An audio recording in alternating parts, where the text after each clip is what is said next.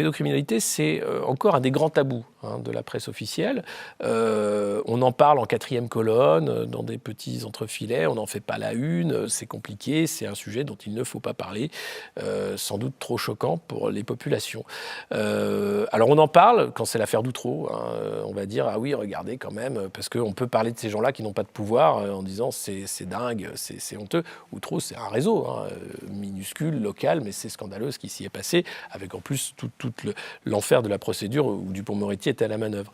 Mais quand vous regardez l'affaire Epstein, Jeffrey Epstein, c'est ce milliardaire américain qui était à la tête du plus gros réseau pédocriminel du monde, puisqu'il organisait sur son île, qui s'appelait Pedo Island quasiment, qui était Little St. James, le vrai nom de l'île, à New York dans sa mansion, mais aussi à Paris, où il vivait plusieurs mois de l'année en France, des soirées, alors des dîners tout à fait officiels, et puis il y avait tout ce qui se passait avec de jeunes filles mineures qu'il payait pour le masser, plus toutes les autres qui étaient là pour le service de ses invités. Jeffrey Epstein, il est arrêté, alors une première fois avec un faux procès où il passe 1 an en prison la nuit seulement, mais où il continue ses affaires en Floride, où l'affaire est étouffée. C'est pas grave. Et où après ça, vous avez certains qui prennent leur distance avec Epstein et d'autres qui continuent de le voir comme si c'était un ami. C'est le cas des Clinton, c'est le cas de Bill Gates, c'est le cas de plein d'officiels qui continuent de voir Jeffrey Epstein après sa première condamnation pour pédocriminalité. Donc ils savent. Il n'y a même pas de doute. Arrive la seconde condamnation où il est arrêté à son retour de France.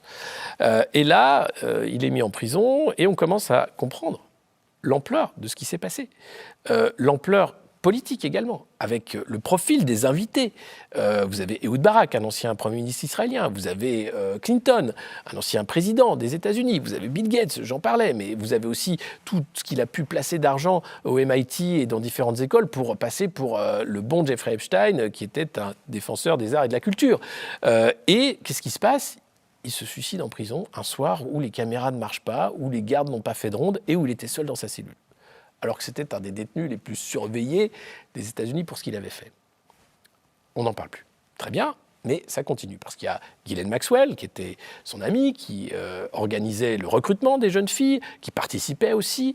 Elle est en fuite. Elle avait une fondation pour la protection des océans qui s'appelait Terramar, qui n'existait pas en fait. C'était une coquille vide qui lui permettait de travailler avec l'ONU et de passer pour quelqu'un de bien là aussi et de voyager dans le monde entier. Et du jour au lendemain, elle ferme le truc. Et puis vous avez sur le volet français Jean-Luc Brunel, patron d'agence de mannequins, qui était le recruteur en fait français de la branche du réseau Epstein, puisqu'on parle de réseau là en l'occurrence. Jean-Luc Brunel est en fuite également, ses avocats défendent, parlent d'un scandale, que leur client n'y est pour rien. Lui, il passait son temps entre Paris, New York et Tel Aviv, et il avait un principe de recrutement pour ramener des jeunes filles dans ces soirées, dans ce réseau.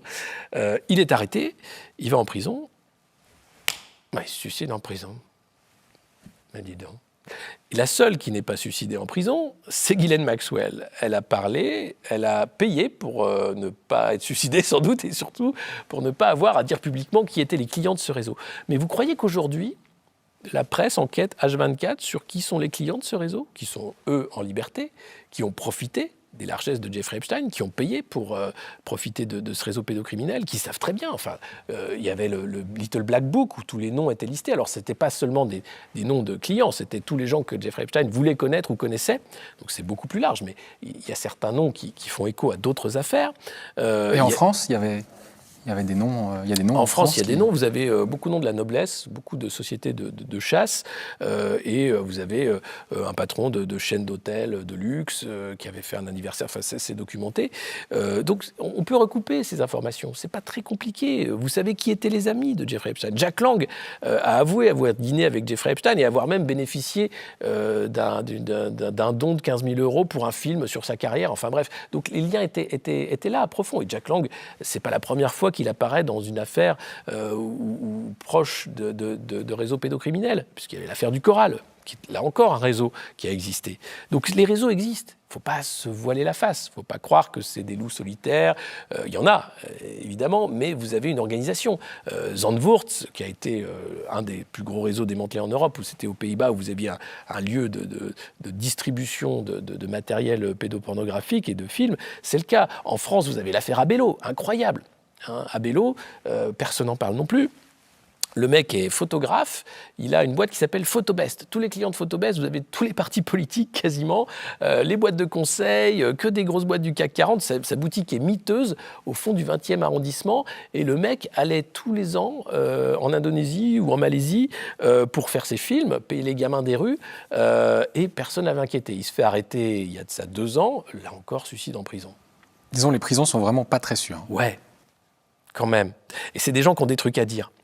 Et bizarrement, quand la presse parle de l'affaire Abello, elle parle d'un retraité français qui était donc pédotouriste. Elle ne parle pas de quelqu'un qui n'était pas retraité, qui avait une boîte de photographie, qui travaillait avec des boîtes du CAC 40 et qui passait quand même quelques temps. Alors, est-ce qu'il a servi à faire du compromat pour les services ? Est-ce qu'il était utilisé comme l'a été potentiellement Epstein, hein, ce qu'a dit un ancien... du renseignement israélien, évidemment, il filme tout. C'est pas pour son plaisir. Alors peut-être, c'est des tarés, mais pas seulement. Donc sur l'affaire Epstein, ce qui a été trouvé dans les coffres, je pense, peut faire sauter l'ordre international tel qu'il est aujourd'hui. Et c'est pour ça qu'on n'en parle plus de l'affaire Epstein. Et c'est pour ça que les médias n'en parlent pas non plus ? Déjà, il y a la peur d'en parler parce que si vous arrivez à vous suicider en prison, vous pouvez très bien vous suicider chez vous. Hein, c'est encore plus pratique. Donc... Est-ce qu'il y avait un lien entre les Maxwell et les services secrets israéliens ? Alors, sur l'affaire Maxwell, oui. Enfin, c'est documenté, là encore, sur le père Maxwell, le père de Ghislaine Maxwell, qui aurait été un agent, enfin, qui avait un empire médiatique qui était en faillite, hein, d'ailleurs, à l'époque. Et lui aussi a disparu en mer en tombant de son bateau. Donc, les ramifications de cette affaire sont proprement exceptionnelles. Et en France, vous avez encore le frère de Jean-Luc Brunel, hein, qui lui n'est pas inquiété. Vous avez le frère de Ghislaine Maxwell aussi, qui n'était pas inquiété. C'est-à-dire que derrière l'affaire Epstein, vous avez aussi le non-dit d'une oligarchie. Ghislaine Maxwell, qui était une invitée d'honneur du mariage de la fille Clinton. Donc ces gens-là sont d'une hypocrisie sans nom. Ils savent très bien à qui ils ont affaire quand, après la première condamnation, ils l'invitent aux soirées ou qu'ils vont sur l'île. Bill Gates, son divorce n'y est pas pour rien. Si sa femme le quitte, c'est aussi pour cette affaire-là. Et lui continue à être là avec un pouvoir incroyable et à expliquer qu'il est là pour le bien de l'humanité. Mais bordel, quand est-ce qu'on se réveille ? Est-ce que vous pouvez nous parler de Mimi Marchand ? Mimi Marchand, c'est autre chose. Alors, ce n'est pas les réseaux pédocriminels. Elle a couvert. Hein. Elle a couvert des affaires pédocriminelles, notamment... Qui est-elle déjà, peut-être Alors, Michèle Marchand, c'est la papesse de la presse People en France. C'est elle qui a une agence qui s'appelle Best Image et qui, donc, est une agence de paparazzade, donc qui prend des photos de stars de politique, etc. Et c'est devenu la meilleure copine des politiques avec les Sarkozy, d'abord, et surtout avec les Macron. Et Brigitte est une grande amie de Michel. Mimi Marchand, avant cette carrière dans la photo, elle a fait carrière dans la nuit parisienne et elle et son mari tenaient un lieu qui s'appelait Le Garage, qui distribuait à peu près toute la coke au tout Paris. Et elle avait été notamment arrêtée pour... pas la coke, mais je crois que c'était le cannabis à l'époque, et elle a fait de la prison, où elle a rencontré d'ailleurs Xavier Niel, qui était lui en prison pour proxénétisme à l'époque, Xavier Niel, hein, qui est maintenant le patron de Free et d'Iliade. Et donc, Mimi Marchand, c'est quelqu'un qui était... soit elle a travaillé avec la police pour l'information, enfin une sorte d'indic sur le VAC, donc elle a pu s'en sortir comme ça, soit elle a suffisamment de dossiers sur tout le monde pour pas être emmerdée. Et quand Macron arrive au pouvoir, elle est comme ça dans le bureau, à la première élection, dans le bureau du président de la République, comme ça, à dire on a gagné. C'est vous dire la collusion entre une sphère du pouvoir et la sphère du grand banditisme. Et donc, elle est toujours là. Elle est aussi citée dans l'affaire du financement libyen de la campagne de Nicolas Sarkozy, puisque elle a, avec un journaliste de Paris Match, organisé toute une prise de parole de Takedine, qui est un des témoins clés, qui est revenu sur ses déclarations. Enfin bref, c'est rocambolesque. Hein. Et donc, elle est toujours très proche de cette affaire de Sarkozy. Et elle avait couvert... donc elle est très bien payée pour ça.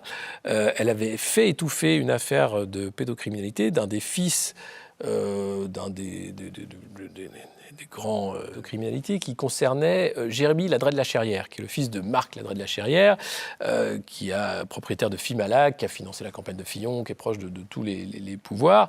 Et lui avait été arrêté pour possession de matériel pédopornographique. Et donc, il n'est pas allé en prison, évidemment. Il a fait une peine aménagée. Nanana. Et donc, elle avait à l'époque tout fait pour que ça ne sorte pas dans la presse, etc. Bon, il se trouve que Jérémy a replongé. Là, cette fois-ci, il est en tôle. C'est son ex-femme qui a porté plainte.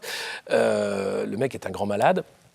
Mais à l'époque, Mimi Marchand avait été payée pour faire en sorte que cette affaire n'éclate pas dans la presse. Donc voilà, c'est le pouvoir qu'elle peut avoir sur cette sphère politico-médiatique où finalement on choisit de quoi on parle et parfois on peut payer pour qu'on ne parle pas d'une chose ou d'une autre.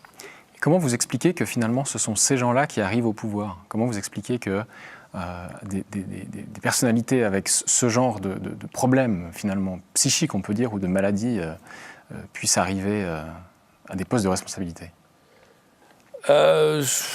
C'est les réseaux d'argent, enfin j'en parlais tout à l'heure, c'est-à-dire que la plutocratie, puisqu'on n'est pas vraiment en démocratie, on est à un moment où c'est l'argent qui fait foi, qui fait le candidat, qui fait le média, qui fait tout, permet de choisir ce type de personnalités aussi, qui sont à la fois manipulables, puisqu'il y a des tiroirs, hein, donc on peut les faire tomber à un moment ou à un autre, qui sont aussi... d'un certain profil, puisqu'elles vivent déjà dans un monde où il y a cette idée du pouvoir, hein, de couper de la réalité d'une certaine façon. Et puis la cooptation, tout simplement, de dire ça ne pose pas de problème. Enfin, l'affaire Epstein est symbolique. Cette personne aurait dû être éjectée même des cercles oligarchiques. Il y était encore totalement invité. Il y avait entièrement sa place après sa condamnation en Floride.